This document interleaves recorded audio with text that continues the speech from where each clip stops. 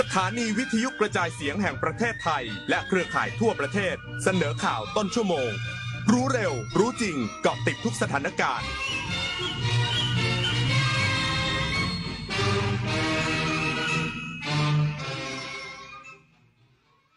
รับฟังข่าวต้นชั่วโมง 16 นาฬิกากับธิติมาอินกล่ำค่ะรัฐบาลมอบบ้านแบบน็อกดาวน์สำเร็จรูปให้ประชาชนที่บ้านเรือนเสียหายจากเหตุปะทะชายแดนไทยกัมพูชาอีกสักครู่กลับมาติดตามรายละเอียดค่ะคำบางคำคุณไม่คิดแต่พ่อแม่คิดโอ๊ยเลิกบ่นเลิกจู้จี้สักทีได้ไหมน่ารำคาญคำพูดรุนแรงสาเหตุสำคัญที่ก่อให้เกิดภาวะซึมเศร้าในผู้สูงอายุลูกหลานอย่างเราสามารถดูแลท่านผ่านทริคคิวใจพระในบ้านเริ่มจากงดใช้คำพูดรุนแรงหากิจกรรมทำร่วมกันมอบงานสร้างคุณค่ากอดเพิ่มพลังใจและพาไปหาหมอด้วยตัวเองรักแท้ดูแลด้วยใจให้ผู้สูงวัยสุขกายสุขใจทุกวันนะคะ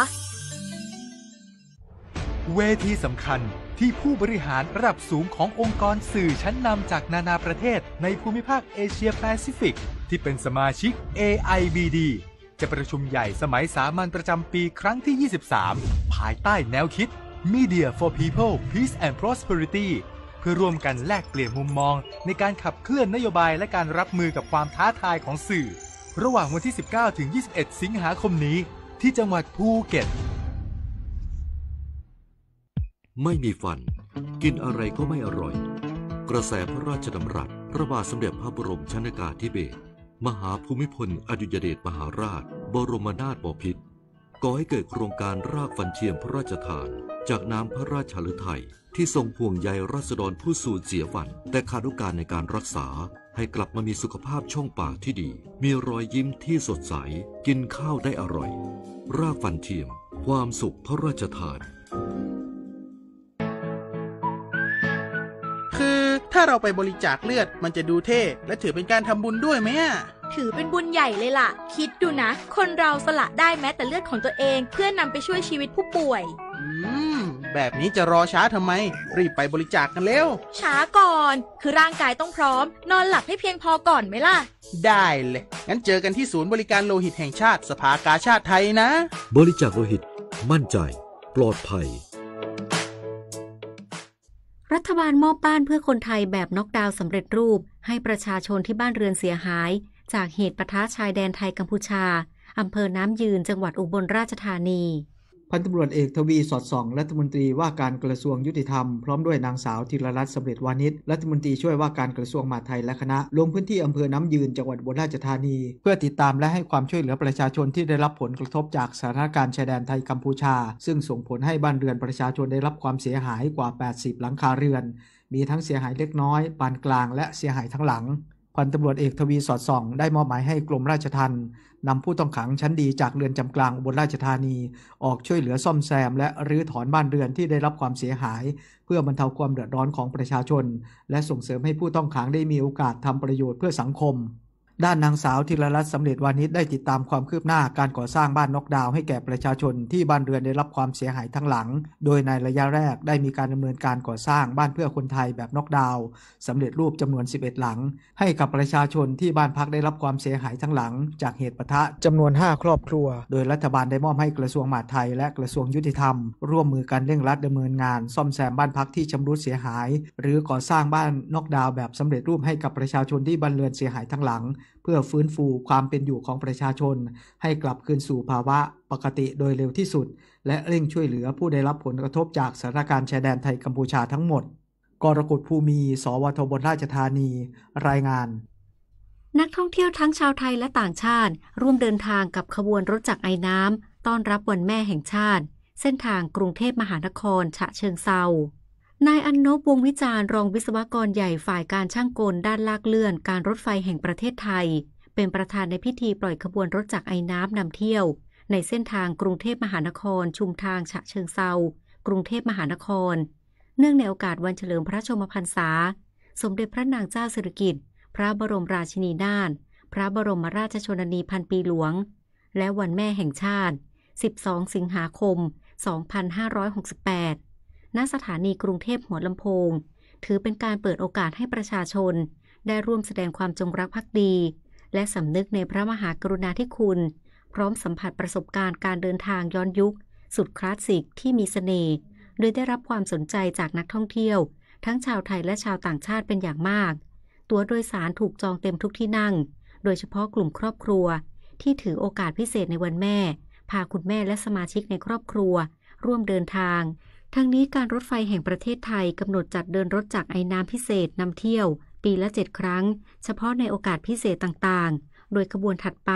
จะจัดขึ้นในวันที่23 ตุลาคมนี้เนื่องในวันปิยมหาราชเส้นทางกรุงเทพมหานครอยุธยากรุงเทพมหานคร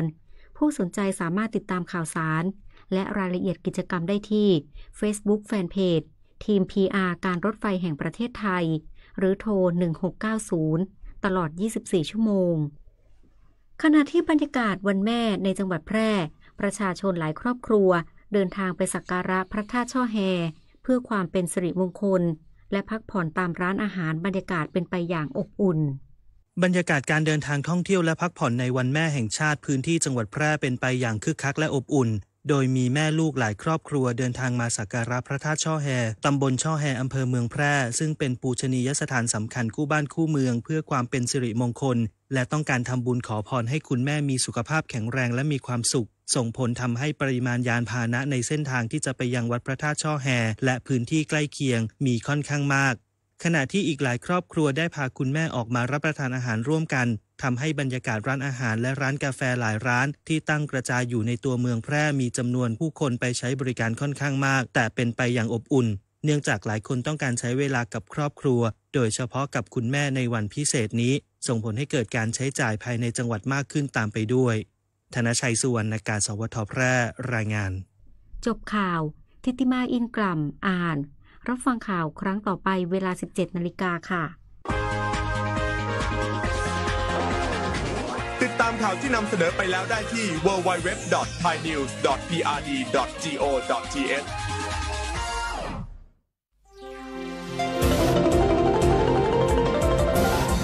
วิทยุแห่งประเทศไทยให้ความรู้คู่ความสุข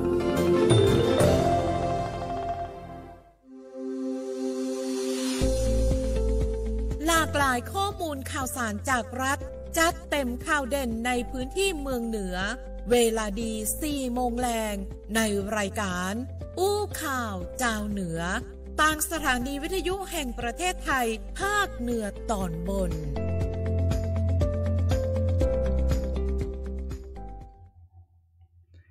สวัสดีครับสวัสดีท่านผู้ฟังท่านผู้ชมนะครับที่ติดตามรับฟังและรับชมรายการอู้ข่าวเจ้าเหนือติดตามรับฟังรายการกันเป็นประจำทุกวันช่วงวันจันทร์จนถึงวันศุกร์นะครับเวลาดี 4 โมงแรงไปจนถึง 5 โมงวันนี้ติดตามกับทีมงานของสวท.ฝางครับดำเนินรายการโดยผมไรดลผิวทองรับหน้าที่ดำเนินรายการในช่วงของวันนี้ปากันท่านผู้ฟังวันนี้วันพิเศษนะครับเป็นวันหยุดวันหยุดเนื่องด้วยวันแม่ท่านผู้ฟังวันนี้ถือว่าเป็นวันสำคัญยิ่งสำหรับประชาชนคนไทยของเราเนื่องด้วยในวันเฉลิมพระชนมพรรษาสมเด็จพระนางเจ้าสิริกิติ์พระบรมราชินีนาถพระบรมราชชนนีพันปีหลวงนะครับวันนี้หลายหน่วยงานด้วยกันท่านผู้ฟังเปิ้นก็มีการจัดกิจกรรมตั้งแต่ในช่วงเช้านะครับหรือบางจังหวัดบางพื้นที่ทำกิจกรรมตั้งแต่สัปดาห์ก่อนหน้านี้หรือยาวไปจนถึงสิ้นเดือนสิงหาคม 2568ด้วยกันนะครับวันนี้เรื่องราวข่าวสารต่างๆเราก็ยังคงเป็นกิจกรรมที่เป็นกิจกรรมที่เทิดพระเกียรติพระองค์ท่านนะครับแล้วก็น้อมสำนึกในพระมหากรุณาธิคุณของสมเด็จแม่ของแผ่นดินตัวยนะและนอกจากนั้นนะครับท่านผู้ฟังในช่วงของวันนี้เรื่องราวข่าวสารต่างๆรวบรวมมัดรวมมาฝากกันเอาไว้ในพื้นที่ของ8จังหวัดภาคเหนือตอนบนในพื้นที่ของ8จังหวัดนะครับส่วนเรื่องราวจากทางด้านของเตือนภัยเรื่องราวของพยากรณ์อากาศแน่นอนปะกับ2สาวเตือนภัยจากสวทเตือนภัยภาคเหนือสวทเฮียนฮูและเตือนภัยภาคเหนืออันนี้ก็ต้องบอกว่าเป็นช่วงไฮไลท์เลยก็ว่าได้เพราะว่าหลายคนบอกว่าติดตามชื่นชอบเป็น FC น้องๆ2สาวเตือนภัยตัวยนะครับสวทเฮียนฮูและเตือนภัยภาคเหนือก่อนเข้ารายการในเขตพื้นที่ของเมืองฝางบ้านเฮาวันนี้ครับท่านผู้ฟังท่านผู้ชมฝนตกตั้งแต่ช่วงเวลาประมาณสักบ่าย2ป้าโตเนาะฝนตกลงมาใจบดีบ่ฮู้ว่าค่ำคืนนี้เฮาจะปะกับคอนเสิร์ตจะปะกับตัง ฝนตัวก่อแต่ว่าหน้าบุญท่านผู้ฟังก่อนเข้ารายการประมาณสัก10 นาทีเนี่ยฝนหยุดแล้วนะครับเนาะเป็นข่าวดีเนอะสำหรับพี่น้องต่างเจียงไฮ้เนาะพี่น้องในเขตตัวเมืองเจียงใหม่นะครับถ้าหากว่าจะเดินทางเข้าสู่เมืองฝางในช่วงแมลงนี้นะครับบรรยากาศสดใสดีขนาดเลยเนาะบรรยากาศดีมากๆเลยนะครับเอาละครับวันนี้เรื่องราวข่าวสารเนาะอย่างที่บอกครับว่ามัดรวมข่าวสารในพื้นที่8จังหวัดภาคเหนือตอนบนเพราะว่าจะเป็นกลุ่ม1กลุ่ม2นำมาฝากกับท่านผู้ฟังนะครับแล้วก็จะจวนมาแอวกันตัวแน่นอนแน่นอนนะครับท่านผู้ฟังว่าในช่วงของวันนี้เราจะพามาแอวคอนเสิร์ตกันท่านผู้ฟังซึ่งงานเนี่ยเปิดมาจะเริ่มวันนี้นะเริ่มตั้งแต่แต่ว่าวันนี้เนี่ยมีคอนเสิร์ตศิลปินดังเลยท่านผู้ฟังมากันเนาะใครที่ลูกลำปางมาจากตันก็ตันก้าเนาะลูกลำปางมาเมืองฝางกำเดียวบ่ได้สัก3ชั่วโมงบ่ได้นะครับเนาะเพราะว่างานเนี่ยจะเลิกประมาณสักเที่ยงคืนออกบ่เดียวบ้านบ่เดียวนี่ตันเลยนะออกมาบ่เดียวนี่ตันเลยอาบน้ำตาแป้งมาเลยนะครับเนาะตาแป้งในรถก็ได้ ทีมเมืองฝางของเฮายินดีต้อนรับทุกท่านทุกคนนะครับเนาะมาแอวกันที่เมืองฝางบ้านเฮากันนะครับเอาละครับช่วงนี้เนาะก่อนที่จะไปเรื่องราวอื่นๆมัดรวมข่าวสารมาฝากกันเอาไว้วันนี้ไปในช่วงนี้กันก่อนท่านผู้ฟังช่วงของพยากรณ์อากาศและเตือนภัยรายวันจากน้องๆสวท.เฮียนฮูและเตือนภัยภาคเหนือ2สาวเตือนภัยกันครับ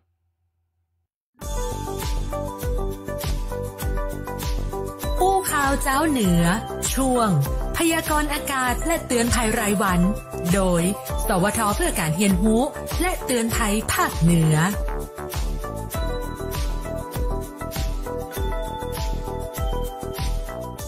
สวัสดีค่ะสวัสดีคุณผู้ฟังคุณผู้ชมนะคะสำหรับวันนี้ค่ะวันที่12สิงหาคม2568มีประกาศจากศูนย์อุตุนิยมวิทยาภาคเหนือแจ้งเตือนเรื่องของฝนตกหนักถึงหนักมากค่ะในวันที่14ถึงวันที่18สิงหาคม2568จึงขอให้พี่น้องประชาชนในบริเวณภาคเหนือระมัดระวังจากฝนที่ตกหนักและฝนที่ตกสะสมค่ะเพราะอาจจะทำให้เกิดน้ำท่วมฉับพลันและน้ำป่าไหลหลากได้ค่ะโดยรวมบริเวณภาคเหนือมีฝนฟ้าคะนอง60%ของพื้นที่และมีฝนตกหนักเป็นบางแห่งค่ะส่วนมากจะอยู่ที่จังหวัดเชียงรายจังหวัดพะเยาจังหวัดน่านจังหวัดอุตรดิตถ์จังหวัดพิษณุโลกและจังหวัดเพชรบูรณ์ค่ะส่วนการคาดการณ์ปริมาณฝนวันนี้นะคะวัดได้สูงสุดอยู่ที่ 55.2 มิลลิเมตรจะอยู่ที่อำเภอเถินจังหวัดลำปางค่ะอุณหภูมิโดยรวมในวันนี้นะคะทางภาคเหนือตอนบนอุณหภูมิต่ำสุดอยู่ที่24องศาเซลเซียสค่ะจะอยู่ที่จังหวัดแม่ฮ่องสอนจังหวัดเชียงรายจังหวัดพะเยาจังหวัดน่านจังหวัดลำพูนและจังหวัดลำปางค่ะและอุณหภูมิสูงสุดอยู่ที่36องศาเซลเซียสจะอยู่ที่จังหวัดลำปางค่ะซึ่งวันนี้นะคะทางอำเภอเถินจังหวัดลำปางจะมีอุณหภูมิพุ่งสูงจนถึง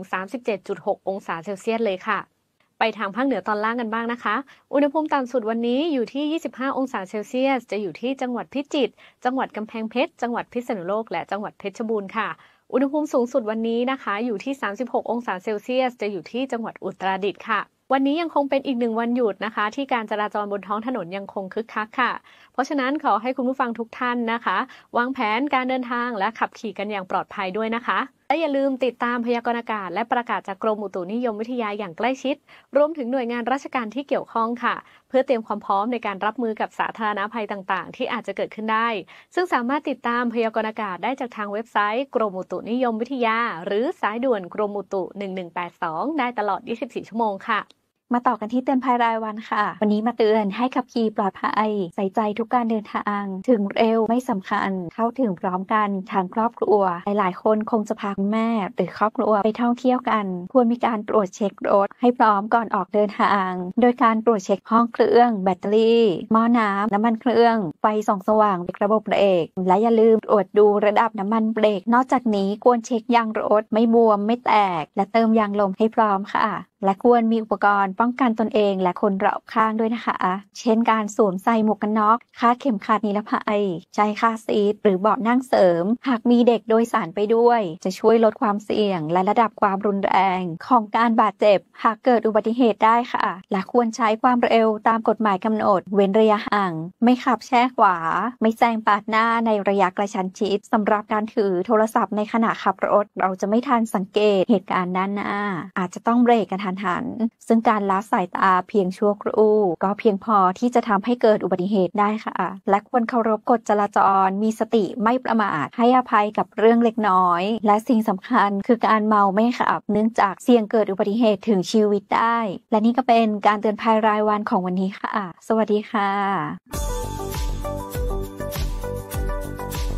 อู้ข่าวเจ้าเหนือช่วงพยากรณ์อากาศและเตือนภัยรายวันโดยสวทเพื่อการเรียนรู้และเตือนภัยภาคเหนือ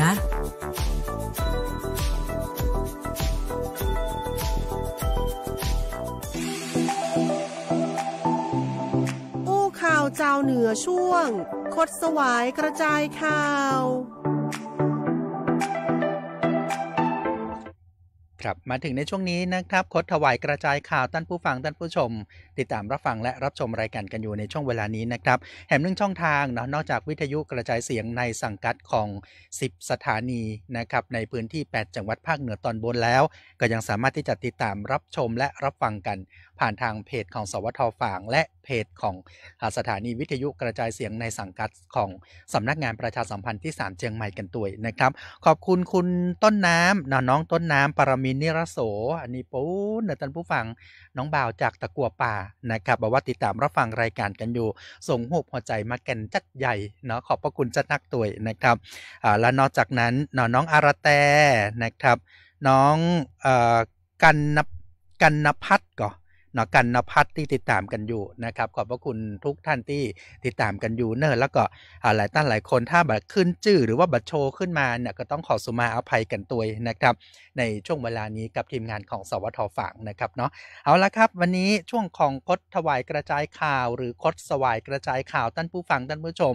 แน่นอนหลายท่านหลายคนติดตามกันมาเนาะว่านโยบายเรื่องของการออมแต่เราจะออมจะใดเนาะออมแล้วจะต้องได้ขี้ดอกขี้ดวงตัวเนี่ยนะครับท่านผู้ฟังหลายคนมาว่าถ้าออมบ่ได้จะเอาสตางค์ที่ไหนมาออมเนาะถ้าซื้อหวยแล้วเก็บไปยังแขนกับตอนนี้ครับรัฐบาลท่านผู้ฟังเปิ้นเดินหน้าแล้วเนอะในเรื่องของหวยเกษียณซื้อหวยแล้วก็เป็นเงินออมแล้วก็เอามาใช้ได้นะหลังอายุ60ปีนะครับนโยบายของการออกสลากของกอช.หรือว่าเป็นที่รู้จักกันในนามของหวยเกษียณครับท่านผู้ฟังท่านผู้ชม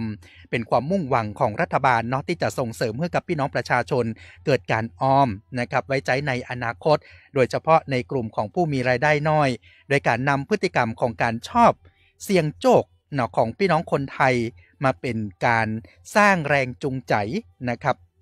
สร้างแรงจูงใจในการออมซึ่งทางด้านของท่านรัฐมนตรีช่วยว่าการกระทรวงการคลังนายเผ่าภูมิโรจนสกุลนะครับบอกว่ามีความจำเป็น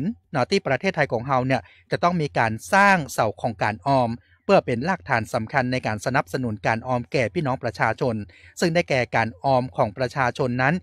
ยังบ่เพียงพอนะครับมีการออมภาคบังคับภาคสมัครใจซึ่งตอบสนองได้บดีเปาะเต้าที่สมควรนะครับแต่ก็ยังมีช่องว่างเนอะท่านผู้ฟังยังมีช่องว่างนะครับที่จะต้องพัฒนาให้ดียิ่งขึ้นเป็นทางเลือกคือกับพี่น้องประชาชนครับส่วนของการออมภาคบังคับเนี่ยข้อดีเพิ่นบอกว่ามีสตางค์แน่นอนแต่ต้องมีคำว่าแต่นะครับแต่เราจะเอาสตางค์ที่ไหนมาออมล้ำเหลือให้มันเป็นประจำทุกเดือนนี่นะอันนี้เปิ้นบอกว่าเป็นข้อแม้นะครับและนอกจากนั้นส่วนการออมแบบสมัครใจ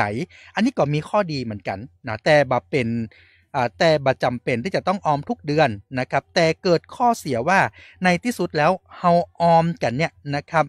แล้วมันจะได้นักได้น้อยมอกใดแล้วมันจะกุ้มใจตอนเฮาอายุนักก่ออันนี้ก็ถือเป็นที่มาของหวยเกษียณนะครับซึ่งล่าสุดแล้วเนี่ยนะครับในส่วนของหลักการของหวยเกษียณก็คือเป็นการซื้อสลากแบบขูดท่านผู้ฟังท่านผู้ชมครับซึ่งเป็นแบบดิจิทัลเนาะใบละ50 บาทนะครับซื้อสลากเนี่ย1ใบได้ตัวเลขมา6หลักแล้วเราก็มานั่งขูดกันแล้วก็มานั่งลุ้นกันเป็นประจำทุกวันศุกร์นะวันศุกร์ 5 โมงแรงนะครับเราจะมาลุ้นกันละรางวัลที่1มีทั้งหมดอยู่5รางวัลด้วยกันรางวัลละ1 ล้านบาทนะครับแล้วรางวัล2ตัว3ตัวมีก็เนาะ2ตัวเลขหน้า2ตัว3ตัวเลขหน้า3ตัวเลขหลังมีก็มีเหมือนกันครับท่านผู้ฟังท่านผู้ชมซึ่งก็จะเป็นรางวัลนะครับมีทั้งหมดอยู่1,000 รางวัลละ 10,000 บาทอันนี้น่าลุ้น นะครับเนาะและสิ่งที่สำคัญครับหวยเกษียณถ้าบ่ถูกรางวัลหรือแม้กระทั่งถูกรางวัลเงินทุกบาททุกสตางค์ครับจะถูกปิ๊กเข้าสู่บัญชีการออมโดยอัตโนมัติเพิ่มขึ้นไปเรื่อยๆจนถึงอายุ60ปีนะครับซึ่งพี่น้องประชาชนก็มีความสามารถในการหารายได้แล้วก็ลงทุนได้ตัวเพราะว่ามันมีปัจจัยที่เป็นรางวัลนะครับเฮาก็เลยมีแหงจูงใจที่จะเซาะสตางค์มาเสี่ยงกันนักๆนะครับเนาะและนอกจากนั้นครับรัฐบาลยังบอกว่าจะคืนสตางค์ตึงมดตึงมวลให้กับพี่น้องประชาชนซึ่งเป็นนโยบายนะครับในการซื้อหวยเนาะเงินบ่หายแล้วก็กลายเป็นเงินออมตัวนะครับซึ่งเป็นหวยเกษียณแล้วก็เป็นนโยบายกระตุ้นการออมให้กับพี่น้องประชาชนส่วนผู้ที่มีอายุเกิน60ปีสามารถซื้อได้ก็ได้เช่นเดียวกันครับท่านผู้ฟังท่านผู้ชมสามารถซื้อได้แต่คุณจะต้องซื้อแล้วก็มีระยะเวลาในการออมเนี่ย5ปีด้วยกันถึงจะสามารถที่จะคืนสตางค์เงินออมของคุณเนี่ยในปีที่6เนาะเอาออกมาใช้ได้นะครับเนาะส่วนข้อกังวลว่ารัฐบาลเนี่ยจะคืนสตางค์แต้ก็ว่าบ่แต้หลายคนบอกว่ารัฐบาลจะเอาสตางค์ที่ไหนมาคืนออมไปแล้วจะหายต่อมเฮียก้าเนาะจะจมเฮียก้านะครับเรื่องนี้เนี่ยเปิ้ลบอกว่าเป็นข้อกำหนดนะครับในข้อกฎหมายด้วยกอช.ท่านผู้ฟังมีหน้าที่ในการคืนเงินทุกบาททุกสตางค์ให้กับพี่น้องประชาชนเมื่อมีอายุครบ60ปีซึ่งเป็นหน้าที่และความรับผิดชอบของกอช.นะครับหากบ่ทำเนี่ยก็ผิดกฎหมายนะครับเนาะทั้งนี้กองทุนการออมแห่งชาติหรือว่ากอช.เป็นกองทุนที่มีรายรับนะครับบัดต้องนำเงินเนี่ยไปใช้จ่ายในเรื่องใดๆจึงถือว่าเป็นกองทุนที่มีความเสี่ยงนะครับมีความเสี่ยงน้อยแล้วก็มีเสถียรภาพในเรื่องของเงินงบประมาณนักนะครับเนาะเอาละครับมาถึงว่าแล้วคนอายุเท่าใดถึงจะสามารถมีสิทธิ์ซื้อหวยเกษียณได้นะครับคนที่มีสิทธิ์ซื้อเนี่ยท่านผู้ฟังท่านผู้ชมครับจะต้องมีอายุตั้งแต่15ปีขึ้นไปนะครับมีสัญชาติไทยนะครับสามารถซื้อสลากแบบขูดดิจิทัลผ่านแอปพลิเคชันกอช.ใบละ50 บาทซื้อได้งวดหนึ่งนะท่านผู้ฟังบ่เกิน 3,000 บาทต่อเดือนนะครับหรือว่า60ใบต่อเดือนสามารถโดยสลากแต่ละงวดเนี่ยนะครับท่านผู้ฟังนะครับลุ้นได้ถึง5ล้านกันนะ5ล้านต่อสัปดาห์ปัดทออันนี้แรงจูงใจอย่างมหาศาลนะครับสามารถซื้อได้ทุกวันเสาร์จนถึงวันพฤหัสบดีนะครับเพราะว่าวันศุกร์จะจับฉลากละนะครับเนาะวันศุกร์6 โมงถึง4 โมงนะครับ5 โมงรางวัลจะออกนะท่านผู้ฟังรางวัลที่1อย่างที่บอกครับ1 ล้านบาทมี5รางวัลนะครับและรางวัลที่2จำนวน 1,000 บาทนะครับแล้วก็มีรางวัลนะท่านผู้ฟังถ้าบัตรถูกรางวัลเงินที่ซื้อสลากทุกบาทแน่นอนว่าอย่างที่ผมบอกไปเงินทุกบาทจะออมไปเป็นเงินออมนะครับเก็บไว้ใช้ยามเกษียณตอนอายุ60ปีบางคนบอกว่าถ้าเราล้มหายแต่จากไปเหี่ยก่อนล้อสตางค์ที่เราออมไปนี้จะได้ก็แน่นอนครับว่าทายาทโดยชอบธรรมอันนี้จะได้ฮับเงินออมของเราเนาะอันนี้รับรองว่ากอช.ท่านผู้ฟังเปิ้นมีฮื้อแน่นอนนะครับส่วนใครอยากจะรู้รายละเอียดอย่างจริงจังตอนนี้นะครับเปิ้นก็มีการแปลงเพลงเนาะท่านผู้ฟังเป็นมิวสิกวิดีโอเพลงออกมาหวยเกษียณนะครับในการสร้างการรับรู้และก็เป็นการส่งเสริมการออมของภาคประชาชนทุกกลุ่มทุกอาชีพด้วยนะครับท่านผู้ฟังติดตามได้หลากหลายช่องทางเลยบอกว่าจะเป็นในส่วนของ Instagram นะครับ YouTube Facebook นะครับ X นะครับของกระทรวงการคลังและก็ช่องทางการประชาสัมพันธ์ของกองทุนการออมแห่งชาติหรือกอช.ไปติดตามกันได้นะครับเนาะกอช.ครับท่านผู้ฟังกอช.เปิ้นบอกว่า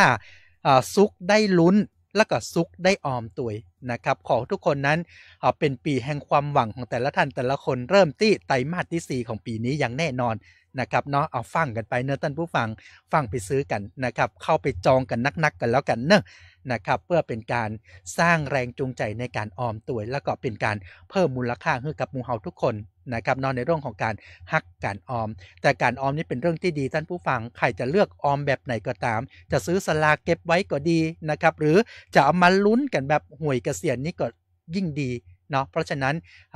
สนับสนุนในเรื่องของการออมโดยเฉพาะละออนน้องๆเยาวชนกันเอาไว้ตัวกันแล้วกันนี่คือช่วงเวลาของคดถวายกระจายข่าวนะครับช่วงหน้าติดตามเรื่องราวข่าวสารที่จะนำมาฝากกันเอาไว้ข่าวสารบ้านเฮาในพื้นที่ของกลุ่มจังหวัดภาคเหนือตอนบน1กันครับสังคมไทยกำลังก้าวสู่สังคมผู้สูงวัยอย่างเต็มตัวพวกเราทุกคนมีบทบาทสำคัญในการสร้างสังคมที่เข้าใจและใส่ใจผู้สูงอายุสำหรับกลุ่มก่อนสูงวัยเตรียมพร้อมตั้งแต่วันนี้เพื่อชีวิตบั้นปลายที่มีคุณภาพเรียนรู้สิทธิเข้าถึงสวัสดิการจากภาครัฐสร้างเครือข่ายในชุมชนพัฒนาตนเองและเตรียมพร้อมสำหรับการดูแลในอนาคตสำหรับผู้สูงวัยใช้ชีวิตอย่างมีคุณค่าและมีความสุขเรียนรู้การรู้เท่าทันสื่อเข้าร่วมกิจกรรมในชุมชนใช้สิทธิผู้บริโภคอย่างรู้เท่าทันเตรียมพร้อมสำหรับการจัดการวาระสุดท้ายและอย่าลืมการศึกษาธรรมะเพื่อจิตใจที่สงบไม่ว่าคุณจะอยู่ในวัยใด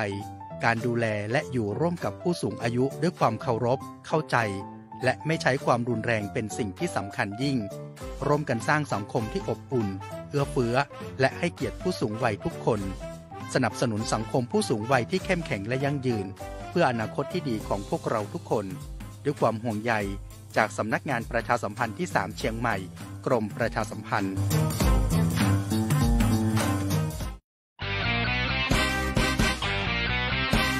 อู้ข่าวเจ้าเหนือช่วงข่าวสารบ้านเฮาเจียงใหม่ลำพูนลำปางแม่ฮ่องสอน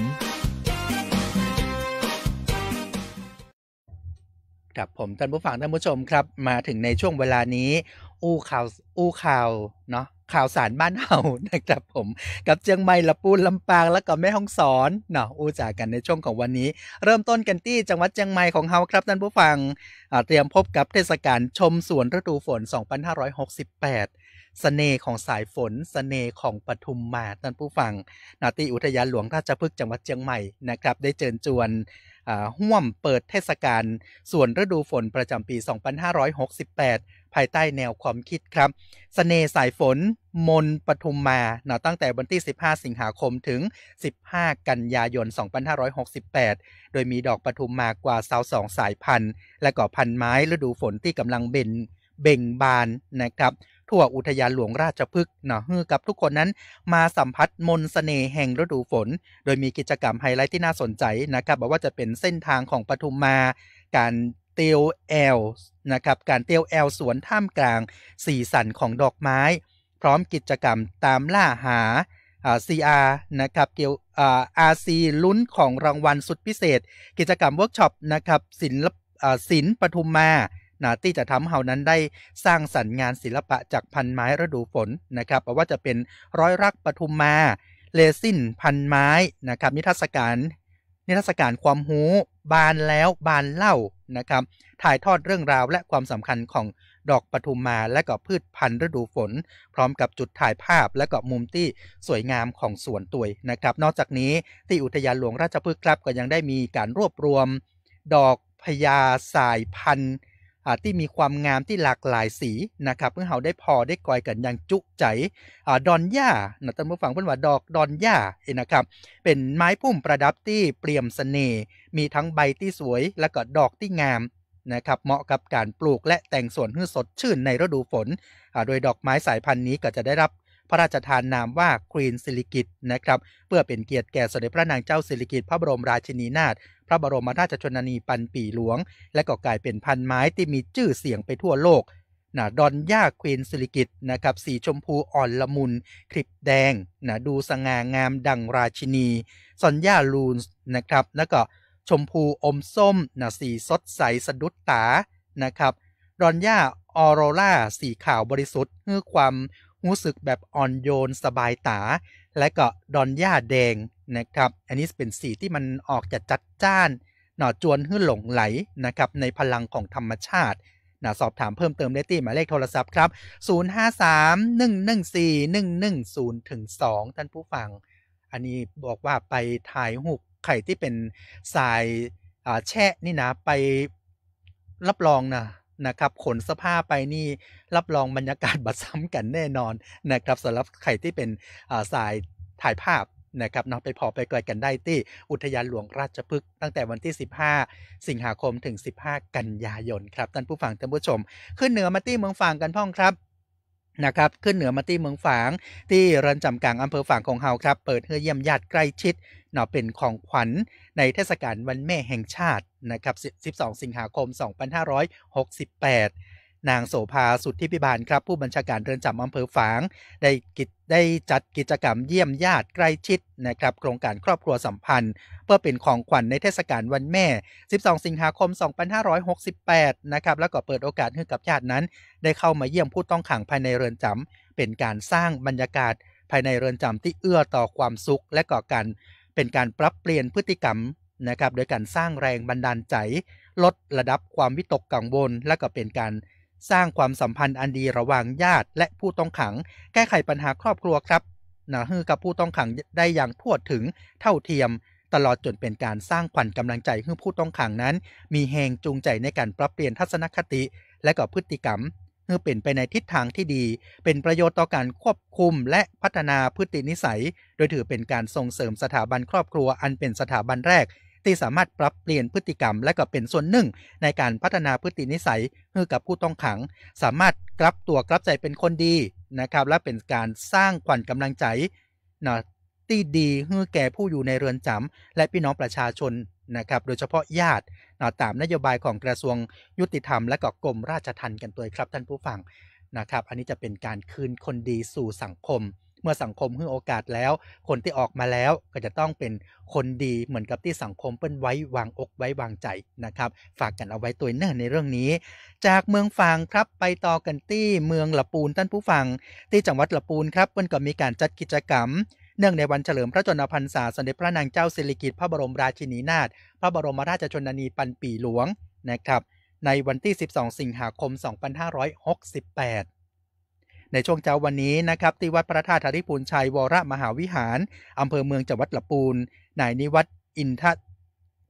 นทชัยวงศ์นะครับผู้ว่าราชการจังหวัดละปูนเป็นประธานเจริญพระพุทธมนต์และก็พิธีทำบุญตักบาตรข้าวสารอาหารแห้งแด่ภิกษุสงฆ์และสามเณรจำนวน94รูปนะครับถวายเป็นพระราชกุศลเนื่องในโอกาสวันเฉลิมพระชนมพรรษาเสด็จพระนางเจ้าสิริกิติ์พระบรมราชินีนาถพระบรมราชชนนีพันปีหลวงนะครับในวันที่12สิงหาคม2568โดยมีท่านรองเจ้าคณะจังหวัดละปูน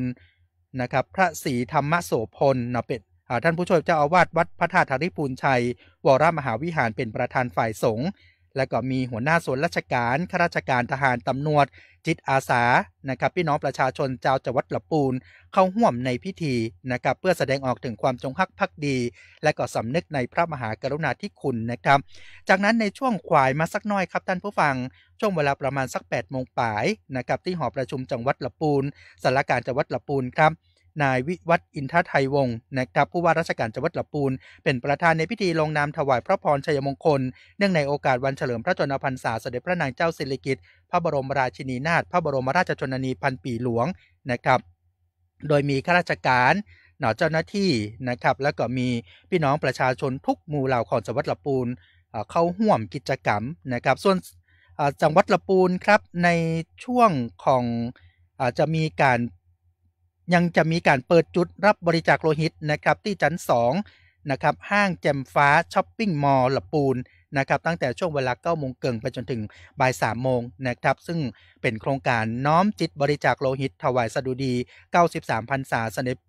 พระนางเจ้าสิริกิติ์พระบรมราชินีนาถพระบรมราชชนนีพันปีหลวงนะครับเนื่องในโอกาสทรงเจริญพระชนมพรรษา93พรรษาซึ่งบรรยากาศก็เป็นไปอย่างคึกคักตั้งแต่ในช่วงเวลาประมาณสัก9 โมงป่ายนะครับแล้วก็ในช่วงแรงวันนี้ท่านผู้ฟังละปูนก็จะมีการประกอบพิธีถวายเครื่องราชสักการะและวางพานพุ่มนะครับพิธีจุดเทียนถวายพระพรชัยมงคลเนื่องในโอกาสวันเฉลิมพระชนมพรรษานะครับสมเด็จพระนางเจ้าสิริกิติ์พระบรมราชินีนาถพระบรมราชชนนีพันปีหลวงที่หอประชุมจังหวัดละปูนนะครับเนาะดังนั้นเชิญชวนพี่น้องประสบนิกรทุกหมู่เหล่าร่วมกิจกรรมกันนะครับซึ่งสอดคล้องไปกันที่จังหวัดลำปางเช่นเดียวกันครับท่านผู้ฟังไปกันที่วิทยาลัยเทคนิคกฟผ.แม่เมาะจังหวัดลำปางนาย ชุติเดชมีจันทร์นะครับผู้ว่าราชการจังหวัดลำปางเป็นประธานในพิธีเปิดกิจกรรมจิตอาสาพัฒนาเนื่องในวันเฉลิมพระชนมพรรษาสมเด็จพระนางเจ้าสิริกิติ์พระบรมราชินีนาถพระบรมราชชนนีพันปีหลวงและก็วันแม่แห่งชาติได้มีหัวหน้าส่วนราชการข้าราชการเจ้าหน้าที่ภาครัฐรัฐวิสาหกิจภาคเอกชนและก็พี่น้องประชาชนทุกหมู่เหล่านะครับจิตอาสาได้เข้าร่วมกิจกรรมกันครับทั้งนี้กิจกรรมประกอบไปด้วยการพัฒนาทำความสะอาดปรับปรุงภูมิทัศน์การปลูกต้นไม้เฉลิมพระเกียรติแล้วก็มีพิธีปล่อยพันธุ์ป่าจำนวนกว่า200,000 ตัวนะครับเพื่อเป็นการฟื้นฟูและอนุรักษ์ทรัพยากรธรรมชาติอันเป็นการสะท้อนถึงความร่วมมือของทุกภาคส่วนในการน้อมรำลึกในพระมหากรุณาธิคุณและก็ร่วมกันทำความดีเพื่อสังคมอย่างยั่งยืนกันตัวนะครับซึ่งในพื้นที่ของเมืองฝางของเฮาวันนี้ก็เช่นเดียวกันเนื้อท่านผู้ฟังผมเชื่อได้ว่าหลายๆจังหวัดครับเพิ่นก็จะมีการจัดกิจกรรมในทำนองนี้เช่นเดียวกันนะครับเพื่อที่จะถวายเป็นพระราชกุศลและแสดงออกถึงความจงรักภักดีนะครับมาต่อกันที่จังหวัดแม่ฮ่องสอนครับท่านผู้ฟังที่แม่ฮ่องสอนเพิ่นก็จะมีการรวมพลังจิตอาสาปลูกต้นไม้ถวายเป็นพระราชกุศลเนื่องในวันแม่แห่งชาติด้วยนะครับพากันไปที่สนามกีฬากลางเทศบาลเมืองแม่ฮ่องสอนตำบลจองคำอำเภอเมืองจังหวัดแม่ฮ่องสอนครับนายเอกวิทย์มีเพียรผู้ว่าราชการจังหวัดแม่ฮ่องสอนเป็นประธานเปิดกิจกรรมจิตอาสาปลูกต้นไม้เนื่องในโอกาสวันเฉลิมพระชนมพรรษาสมเด็จพระนางเจ้าสิริกิติ์พระบรมราชินีนาถพระบรมราชชนนีพันปีหลวงเพื่อแสดงถึงความจงรักภักดีและน้อมสำนึกในพระมหากรุณาธิคุณอันหาที่สุดบ่ได้ภายในงานก็มีนายอุดมศักดิ์ขาวหนูนาครับท่านรองผู้ว่าราชการจังหวัดท่านหัวหน้าส่วนราชการข้าราชการมีจิตอาสา904จิตอาสาพระราชทานพี่น้องประชาชนจำนวนนักเลยท่านผู้ฟังร่วมแหงร่วมใจกันนะครับในการปลูกต้นไม้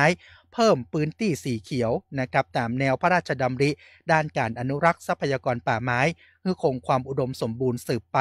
นอกจากการปลูกต้นไม้แล้วนะครับก็ยังมีการจัดกิจกรรมจิตอาสาบำเพ็ญสาธารณประโยชน์ทำความสะอาดวัดวาอารามศาสนสถานที่สำคัญของวัดนะครับเพื่อสร้างจิตสำนึกด้านการอนุรักษ์สิ่งแวดล้อมและความรักความสามัคคีของคนในชุมชนตัวอันนี้ก็เป็นการรวมพลังกันท่านผู้ฟังของพี่น้องชาวจังหวัดแม่ฮ่องสอนปิดท้ายเบรกนี้นะครับมาต่อกันที่สายใต้ของจังหวัดแม่ฮ่องสอนกันพ่องครับท่านผู้ฟัง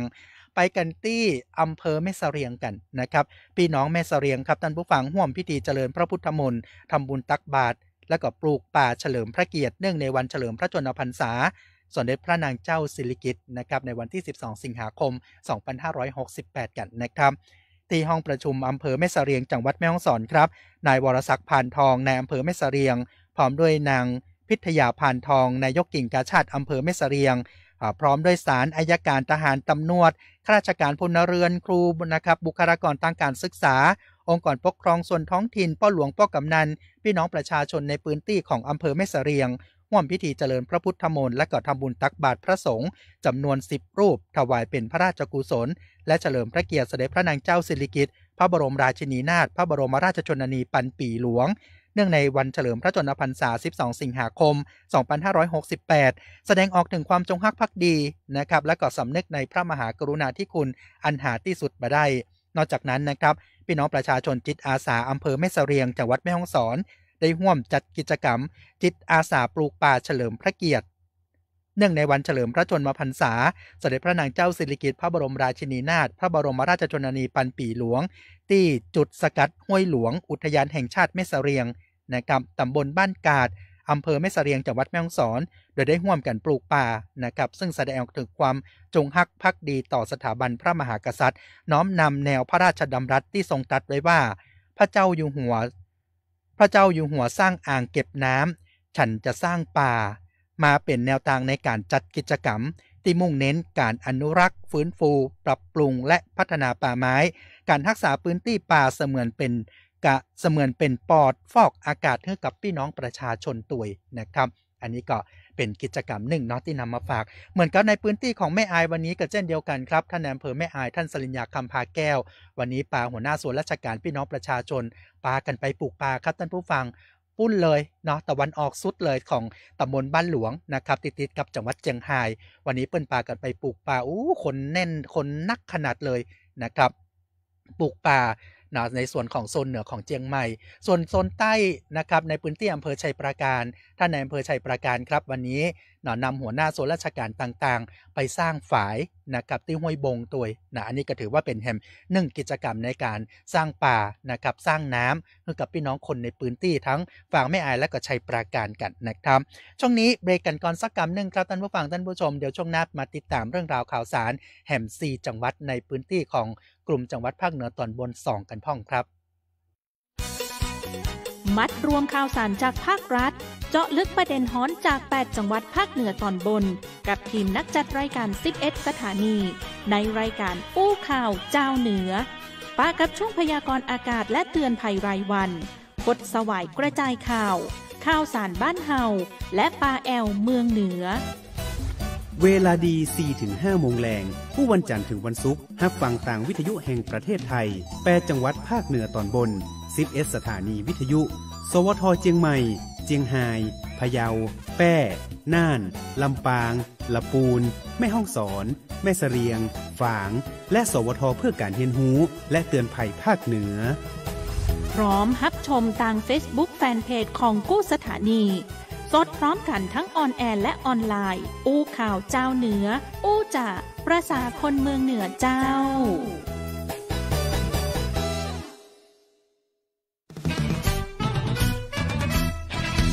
อู้ข่าวเจ้าเหนือช่วงข่าวสารบ้านเฮาเจียงไฮ้พะเยาแป่น่านครับผมมาถึงในส่วนของข่าวสารจากฝั่งล้านนาตะวันออกกันพ่องครับท่านผู้ฟังท่านผู้ชมเชียงรายเนาะพะเยาแป่และก็เมืองน่านนะครับวันนี้เราเริ่มต้นกันที่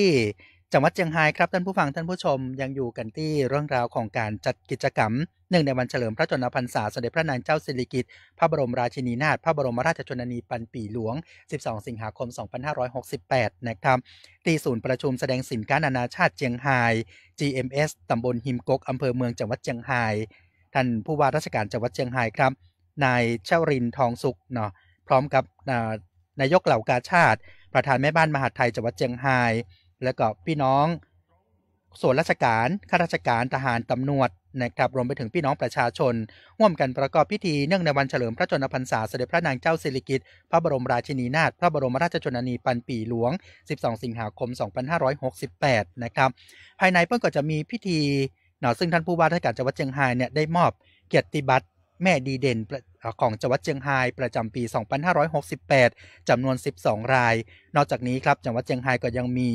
ผู้ที่ได้รับรางวัลแม่ดีเด่นแห่งชาติจำนวน2ราย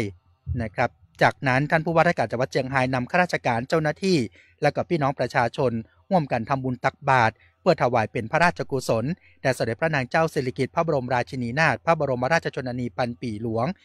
นะครับซึ่งโดยมีพระราชวชิรคณีเจ้าคณะจังหวัดเชียงรายพร้อมโดยคณะสงฆ์นะครับสามเณรจำนวน94รูปออกรับบิณฑบาตตุยนะครับจังหวัดเชียงรายปีนี้เปิ้นมีการมอบเกียรติบัตรให้กับแม่ดีเด่นแห่งชาติของจังหวัดเชียงรายตัวแสดงความยินดีกับทุกท่านที่ได้รับรางวัล นี้นะครับมาต่อกันที่จังหวัดพะเยาครับท่านผู้ฟังจังหวัดพะเยานั้นจัดกิจกรรมจิตอาสาบำเพ็ญสาธารณประโยชน์เนื่องในวันเฉลิมพระชนมพรรษา12สิงหาคม2568นะครับไปกันที่ทางด้านของท่านผู้ว่าราชการจังหวัดพะเยานะครับนายรัฐบลนาราดิศรนะครับเป็นประธานนำหัวหน้าส่วนราชการและก็พี่น้องประชาชนจิตอาสาร่วมกันทำกิจกรรมจิตอาสาบำเพ็ญสาธารณประโยชน์เพื่อเฉลิมพระเกียรติสมเด็จพระนางเจ้าสิริกิติ์พระบรมราชินีนาถพระบรมราชชนนีพันปีหลวงเนื่องในวันเฉลิมพระชนมพรรษา12สิงหาคม2568ที่สวนสาธารณะเกาะกลางน้ำหูบหัวใจหนองเลงทรายพุทธอุทยานจังหวัดพะเยาตำบลบ้านเหล่าอำเภอแม่ใจจังหวัดพะเยาได้ร่วมกันทำความสะอาดบริเวณรอบสวนสาธารณะเกาะกลางน้ำหูบหัวใจพร้อมกันนั้นก็ได้มีการปลูกต้นไม้นะครับใส่ปุ๋ยบำรุงดินฟื้นฟูสภาพป่าเสื่อมโทรมนะครับแล้วก็ปลูกป่าขึ้นใหม่เพื่อแสดงออกถึงความฮักแล้วก็เทิดทูนแสดงความจงรักภักดีต่อสถาบันพระมหากษัตริย์ที่ได้ทรงมีต่อประสบนิกรชาวไทยทุกหมู่เหล่า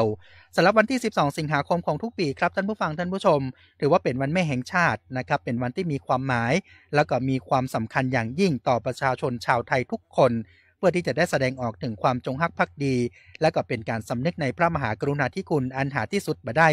มาเปรียบพรรณนาได้ในพระราชภารกิจที่ทรงปฏิบัติเสียสละความทุกข์สุขส่วนพระองค์เพื่อทำหน้าที่สมเด็จแม่แห่งชาติซึ่งตลอดระยะเวลาที่ทรงเป็นคู่พระบารมีในพระบาทสมเด็จพระบรมชนกาธิเบศรมหาภูมิพลอดุลยเดชมหาราชบรมนาถบพิตรผู้ทรงคุณอันประเสริฐได้ตรากตรำพระวรกายบำเพ็ญพระราชกรณียกิจน้อยใหญ่ทรงส่งเสริมอาชีพและก็ด้านการศึกษาในถิ่นทุรกันดารทรงสนับสนุนให้ประสบนิกรมีรายได้เพิ่มจากอาชีพเสริมโดยมีการจัดตั้งมูลนิธิส่งเสริมศิลปาชีพพิเศษได้พระราชทานโครงการพระราชดำริอันทรงคุณค่าตลอดจนถึงทรงห่วงใยในงานอนุรักษ์สิ่งแวดล้อมและทรัพยากรธรรมชาติโดยมีการฟื้นฟูสภาพป่าเสื่อมโทรมและปลูกป่าขึ้นใหม่น้ำพระราชฤทัยที่เปี่ยมล้นด้วยพระเมตตากรุณาธิคุณนี้เป็นที่ปราบปลื้มและซาบซึ้งประทับอยู่ในดวงใจและของพี่น้องประชาชนคนไทยทุกหมู่เหล่านับเป็นพระมหากรุณาธิคุณอย่าง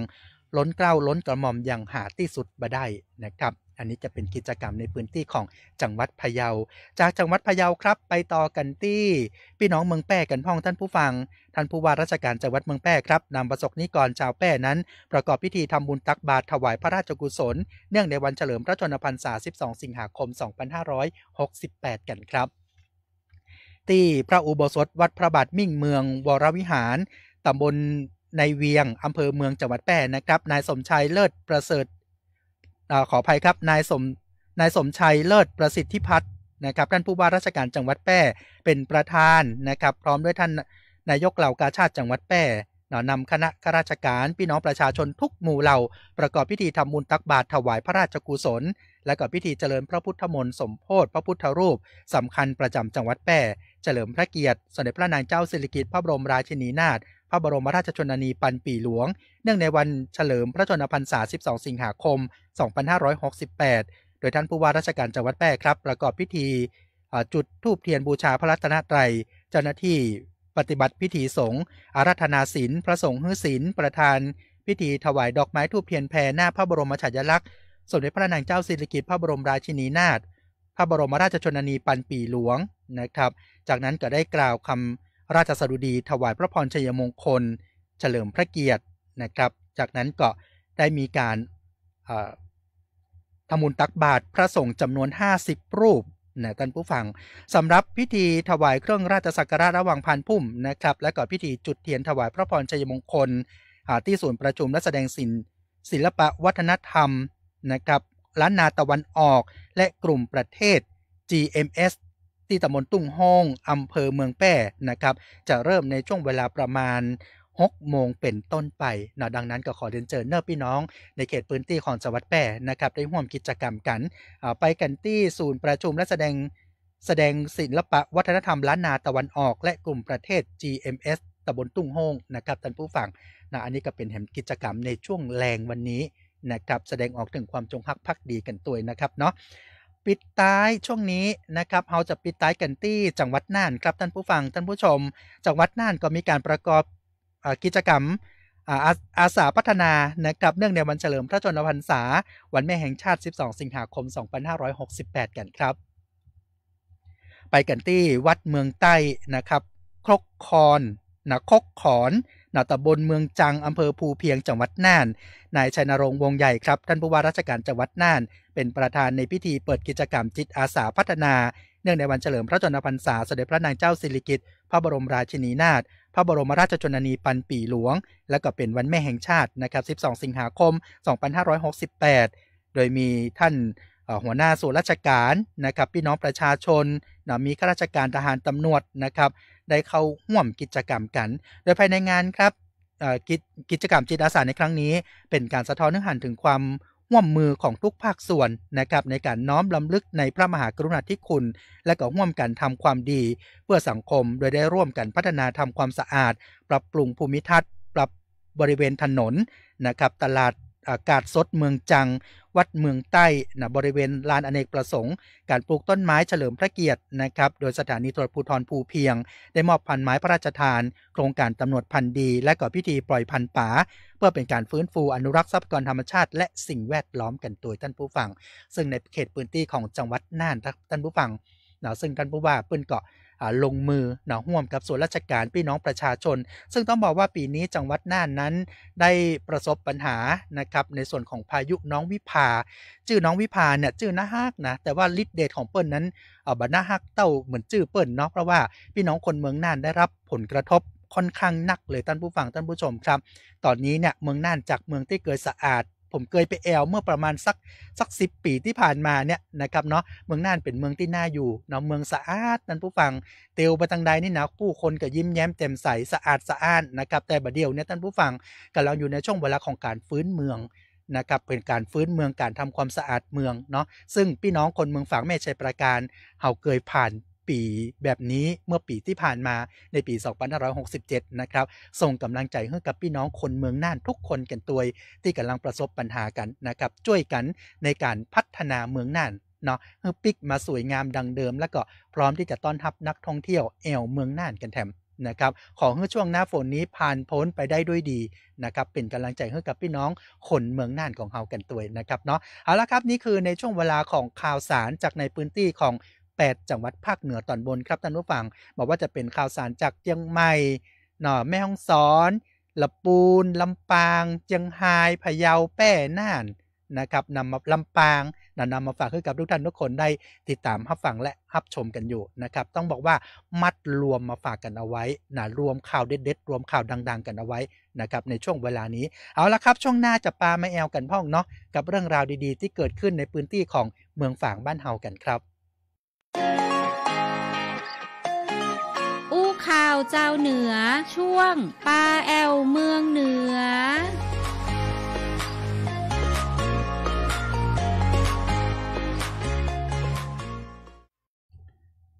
ครับท่านผู้ฟังท่านผู้ชมครับมาถึงในช่วงเวลานี้เนอะปามาแอลกันที่เมืองฝางบ้านเฮากันครับเหมือนกับใครที่พอตั้งหลังเนี้ยนะครับถ้าพอที่ตั้งหลังเนาะถ้าเป็นวิทยุก็จะบาหารละนะครับว่าตั้งหลังเนี่ยขึ้นสกรีนว่าขึ้นจอว่าจะใดนะครับพี่น้องนะครับวันนี้คนเมืองฝางคนเจียงใหม่เจิญจวนแอลงานครับท่านผู้ฟังเจียงใหม่มิวสิกเจอร์นี่7นะครับเนาะซึ่งจัดเป็นครั้งที่7กันแล้วครับท่านผู้ฟังซึ่งแต่ละครั้งเนี่ยนะครับความยิ่งใหญ่อลังการบัดซ้ำกันเนาะซึ่งเปิดกันเมื่อแต่ว่าก่อนเปิดเนี่ยก็จะมีในเรื่องของการวิ่งตัวการวิ่งหรือว่าการล่นนะครับใช้ระยะเวลาล่นประมาณสัก1ชั่วโมงนะครับระยะทางเนี่ยก็ประมาณ5กิโลด้วยกันนะครับเนาะผ่านสถานที่ท่องเที่ยวที่ต้องบอกว่าเป็นสถานที่ท่องเที่ยวที่เป็นอันซีนนะครับเป็นแหล่งประวัติศาสตร์ของเมืองฝางผ่านกำแพงเมืองฝางนะครับผ่านอนุสาวรีย์พระเจ้าฝางพระนางสามผิวผ่านวัดที่เป็นศิลปะแบบพี่น้องไทยใหญ่นะครับไปจนถึงปูนนะครับกองกาดเป็นเมืองเก่าของเมืองฝางท่านผู้ฟังท่านผู้ชมนะครับแล้วก็ล่นมาจนถึงในส่วนของที่ตั้งของส่วนราชการแล้วก็อ้อมปิกไปที่สนามกีฬากลางอำเภอฝางของเฮาตุยนะครับเสร็จแล้วจากนั้นตอนแรงท่านผู้ฟังแต่ว่านี่นะตอนแรงนะครับเฮาก็มีการจัดคอนเสิร์ตนะครับแต่ว่านี่ต้องบอกว่าทางอบจ.เชียงใหม่เปิ้นคนกันมานะท่านผู้ฟังคนศิลปินชื่อดังนะครับคนเรือนหมื่นแต่ว่าเนี่ยที่สอบถามเจ้าหน้าที่นะครับที่ผมเตลออกมาช่วงเวลาประมาณสัก4 ทุ่มปลายละนะครับคนประมาณที่ 21,000 ปลายนะครับมากันอยู่ที่สนามกีฬากลางอำเภอฝางของเฮานี่นะครับท่านผู้ฟัง 21,000 ปลายบอกว่าคนนี่หลั่งไหลกันมานะครับมีถึงคนในเมืองฝางคนจากเชียงใหม่คนจากจังหวัดเชียงรายมาแอวกันนักขนาดเลยแต่ว่านี้ก็มีศิลปินชื่อดังเฮาเริ่มต้นกันที่ไม้เมืองนะครับพี่อ้อมบอกว่าได้ปิกมาบ้านเกิดเมืองฝางแต่ว่ามาฮ้องเพลงกันที่เมืองฝางนะครับเหมือนมานั่งชิวๆกันเนาะแล้วก็ต่อกันด้วยวงเดอะสล้อนะครับเดอะสล้อกับมาฮ้องเพลงจากเดอะสล้อแล้วก็จะมีพิธีเปิดยิ่งใหญ่อลังการนะครับโดยท่านรองผู้ว่าราชการจังหวัดเชียงใหม่นะครับท่านชัชวรรณปัญญามาเป็นประธานในพิธีเปิดพร้อมกับท่านนายกองค์การบริหารส่วนจังหวัดเชียงใหม่นะครับท่านนายกก้องนะครับที่มาเปิดงานนะครับเสร็จจากนั้นแล้วนะครับตะวันนี้ก็เป็นศิลปินจากไอ้ก้องห้วยไร่นะครับแล้วก็จะมีในส่วนของ Fucking Hero ตัวนะครับปิดท้ายวงตะคืนนี้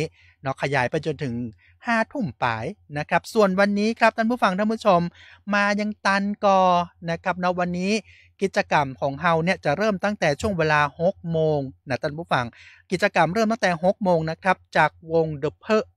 นะครับ The Pearl เปิดวงวันนี้ตั้งแต่ 6 โมงนะครับจาก The Pearl แล้วนะช่วงประมาณสักทุ่มซาวนะครับก็จะเป็นแหลมสมพลนะท่านผู้ฟังแหลมสมพลนะครับแล้วก็จะมีช่วงประมาณ 20:40 นะครับ20:40 อันนี้ก็จะเป็นแถม1วงนะสล็อตแมชชีนนะครับสล็อตแมชชีนจะมา 20:40 แล้วก็ปิดท้ายที่ประมาณ 4 ทุ่มนะครับอันนี้แน่นอนว่าเป็นวงในดวงใจเลยเนอะท่านผู้ฟังท่านผู้ชม Body Slam นะครับหลายท่านหลายคนบอกจะมาในช่วงเวลานี้ยิ่งโดยเฉพาะพี่น้องคนจังหวัดเชียงรายนะครับมาตันเนอะเพราะว่าเขาใจระยะเวลาโดยการเดินทางแค่ชั่วโมงเดียวบ่ได้นะครับเนาะกิจกรรมนี้เข้าฟรีนะครับเข้าฟรีแต่ว่าถ้าใครบ่ได้ลงทะเบียนเอาไว้ก่อนเนี่ยนะครับเนาะเพียงแค่ใจบัตรประจำตัวประชาชนมาบ่ได้นะครับใจบัตรประจำตัวประชาชนแล้วก็เอามายื่นที่หน้างานเพิ่นก็จะให้ลิสต์แบนนะครับไว้ฮัดที่ข้อมือนะครับแล้วก็ภายในงานครับท่านผู้ฟังท่านผู้ชมโนนะครับโนแอลกอฮอล์แล้วก็โนบุหรี่นะครับบอกว่าจะเป็นบุหรี่มวลบุหรี่ไฟฟ้าอันนี้บอกว่าห้ามโดยเด็ดขาดนะครับเพราะฉะนั้นปลอดภัยอย่างแน่นอนนะครับในช่วงเวลานี้พี่น้องคนเมืองฝางของเฮาครับยินดีต้อนรับทุกท่านเข้าสู่เมืองฝางบ้านเฮากันนะครับเนาะเข้าสู่เมืองฝางนะครับในช่วงเวลานี้ก็จะมีบรรยากาศหรือหลายท่านหลายคนเนี่ยนะครับหันตามเพจต่างๆเพจของสวทฝางในช่วงแรงตะวาหรือว่าค่ำคืนที่ผ่านมาเนี่ยนะครับหันบรรยากาศแล้วนะครับเนาะมากันแล้วนะครับลังไหลกันมาซึ่งทางด้านของท่านรองผู้ว่าราชการจังหวัดเชียงใหม่ท่านชัชวรรณปัญญานะครับท่านบอกว่าครั้งนี้เป็นการกระจายรายได้จากเดิมเนี่ยนะครับเอาไปจัดกันที่ในเขตตัวเมืองเชียงใหม่รอบนี้ขึ้นเหนือมาที่เมืองฝางนะครับและรอบหน้าท่านนายกก้องนะครับนายกอบจเชียงใหม่บอกว่ารอบหน้าจะลงไปที่โซนใต้ของเชียงใหม่กันพ่องนะครับแต่ว่าเป็นที่ไหนจะใดนั้นก็ต้องรอติดตามกันนะครับในห่วงของเดือนตุลาคมนะครับในห่วงของเดือนตุลาคมเนาะในช่วงเวลานี้ก็อยากจะฝากกับท่านผู้ฟังกันไว้ตัวว่าวันนี้ยังมีเวลานะครับในเรื่องของการเดินทางมาแอวมาสัมผัสกับดนตรีนะครับมาสัมผัสกับดนตรีมาม่วนมางานกับพี่น้องคนเมืองฝางแม่ไอและก็ชัยปราการกันนะครับแล้วก็นอกจากนั้นช่วงแรงวันนี้ครับอยากจะเชิญชวนท่านผู้ฟังทุกท่านนะครับไปร่วมกิจกรรมในช่วงตอนแรงที่แสดงออกถึงความจงรักภักดีแด่สถาบันพระมหากษัตริย์ของเฮานะครับต่อแม่ของแผ่นดินตัวย12 สิงหาคมวันแม่แห่งชาตินะครับวันนี้ทีมงานสวทฝางจากลาล่ำลาท่านผู้ฟังกันไปก่อนแล้วเนอะปิ๊กมาป้ากันใหม่นะครับวันพรุ่งนี้กับทีมงานของสวทลำปางที่จะมาฮับไม้ต่อกันนะครับวันพรุ่งนี้ต้องติดตามว่าข่าวสารจากลำปางจะมีแต่ละพื้นที่จะเป็นจะใดกันพ่องแต่ว่าวันนี้ทีมงานสวทฝางลาไปแล้วครับมีความสุขทุกท่านแล้วก็มีความสุขในวันแม่แห่งชาติส่งความฮักความหวังดีความปรารถนาดีถึงคุณแม่ทุกคนตัวฮักแม่นักๆครับสวัสดีครับ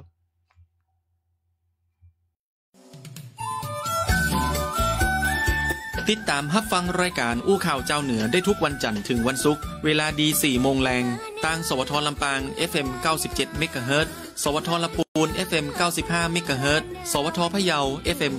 95.25 เมกะเฮิรตซ์สวทแป้ FM 91 เมกะเฮิรตซ์สวทน่าน FM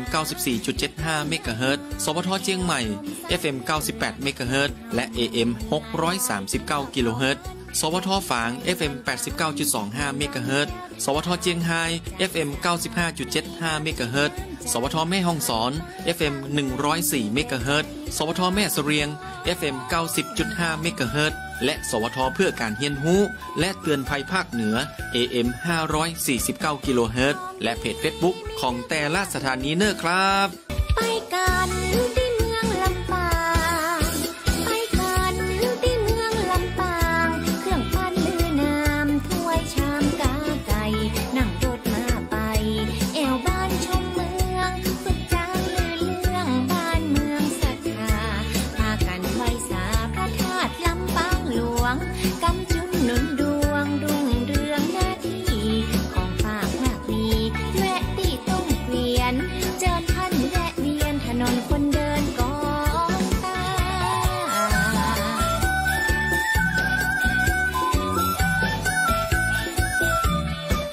ไปแอวที่เมืองละปู